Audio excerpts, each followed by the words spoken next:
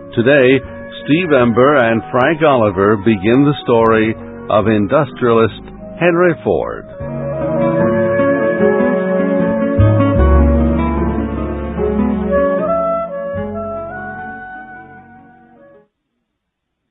Many people believe Henry Ford invented the automobile. But Henry Ford did not start to build his first car until 1896. That was 11 years after two Germans, Gottlieb Daimler and Karl Benz, developed the first gasoline-powered automobile. Many people believe Henry Ford invented the factory system that moved a car's parts to the worker instead of making the worker move to the parts. That is not true either. Many manufacturers used this system before Ford. What Henry Ford did was to use other people's ideas and make them better. Others made cars. Henry Ford made better cars, and he sold them for less money. Others built car factories. Henry Ford built the biggest factory of its time, and he made the whole factory a moving production line. Henry Ford had great skills in making machines work. He also had great skills as an organizer. His efforts produced a huge manufacturing company. But those same efforts almost ruined the company he built. Henry Ford was born on a farm in the state of Michigan on July 30th, 1863. The farm was near the city of Detroit. Henry was always interested in machines. He was always experimenting with them. He enjoyed fixing clocks, and he helped repair farm equipment. When Henry was 16 years old, he left the family farm. He went to Detroit to learn more about machines. In 1879, when Henry began work in Detroit, the city was a center of industrial development. Travelers could tell they were near Detroit by the cloud of smoke that hung over the city. Detroit was a center of iron and steel making. Nearby mines of lead and salt brought chemical companies to the city. And Detroit's copper and brass business was the largest in the world. One thing Henry Ford learned in Detroit was to have the right tool to do the job. It was something he would never forget. After 3 years in Detroit, Henry returned to his family farm. He remained on the farm until he was 30 years old. But he was not a real farmer. He was a machine man. A nearby farmer, for example, had bought a small steam engine to be used in farming. The machine did not work correctly. Henry agreed to try to fix it. At the end of just one day, Henry knew everything about the machine, and he made it work again. Henry remembered that time as the happiest in his life. He said, "I was paid $3 a day and had 83 days of steady work. I have never been better satisfied with myself." Another thing that made those days happy was meeting a young woman. Her name was Clara Jane Bryant. Years later, Henry said, "I knew in half an hour she was the one for me." They were married in 1888 on Clara's 22nd birthday. Henry and Clara lived on a farm near Detroit. But still, Henry was not a real farmer. He grew some food in a small garden, and he kept a few animals. But he made money mostly by selling trees from his farm, and he continued to fix farm equipment. It was really machines that he loved. In 1891, Henry visited Detroit. There he saw a machine called the Silent Auto. It was a device powered by gasoline. It had been developed by a German, Nicholas August Otto. He was one of the men who had worked with Gottlieb Daimler, who developed the first gasoline-powered automobile. The Silent Auto did not move, but Henry saw immediately that if the machine could be put on wheels, it would move by itself. He returned home to Clara with an idea to build such a machine. He was sure he could do it.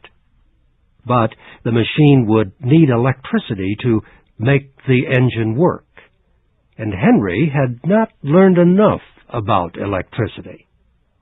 So he took a job with an electric power company in Detroit.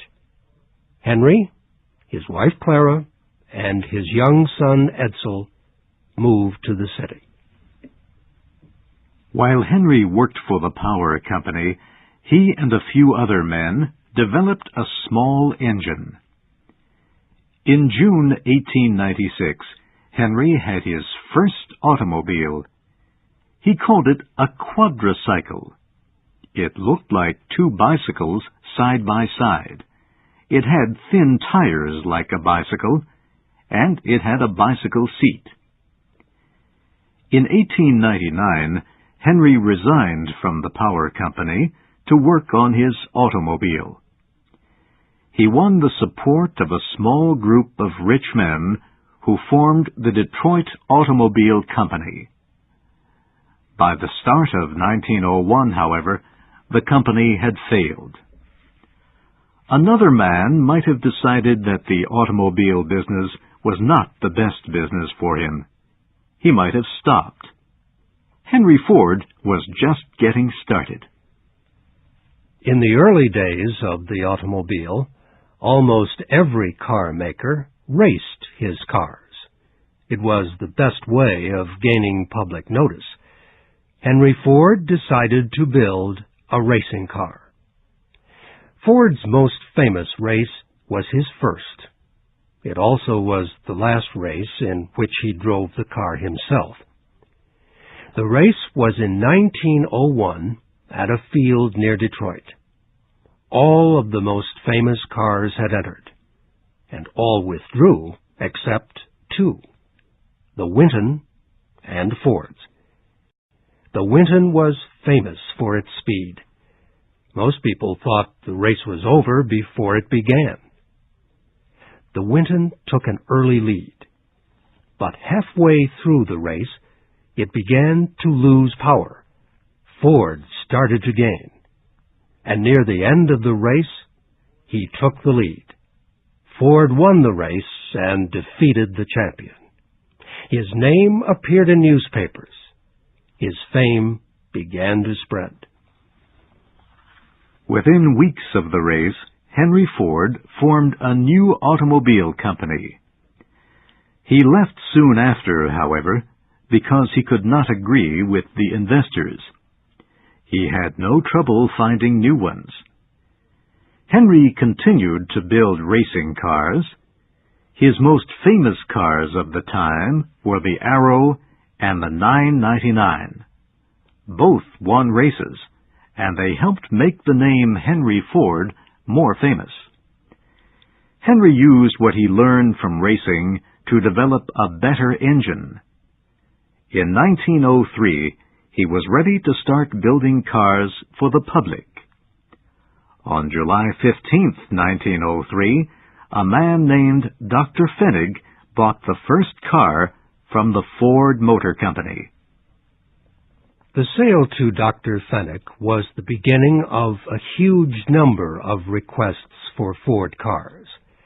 By the end of March 1904, almost 600 Ford cars had been sold. The company had earned almost $100,000. Sales were so great that a new factory had to be found. At the start of 1905, the Ford Motor Company was producing 25 cars each day. It employed 300 men. The company produced several kinds of cars. First, there was the Model A. Then, there were the Model B, Model C, and Model F. They were just a little different from the Model A, one of Ford's most famous cars. Ford's Model K car was for wealthy buyers. One of the company's investors was sure the future of the automobile industry was in this costly car. Henry Ford did not agree. He was sure the future of the automobile industry was in a low-priced car for the general public. He said then, and many times after, "I want to make a car that anybody can buy." These conflicting beliefs led to a battle for control of the company. In the end, Henry bought the stock of the investors who wanted to make costly cars. He was then free to make the low-cost car he believed in. The story shows the way Henry's mind worked. When he thought he was correct, he was willing to invest his efforts and his money. Earlier, he had walked away from the business of making cars when he could not control the business. Now he had the money to buy the stock of those who disagreed with him. In 1907, Henry Ford said, "I will build a motor car for the great mass of people. It will be large enough for the family, but small enough for one person to operate and care for. It will be built of the best materials. It will be built by the best men to be employed. And it will be built with the simplest plans that modern engineering can produce. It will be so low in price that no man making good money will be unable to own one." That was what Henry Ford wanted. To reach his goal, his life took many interesting turns.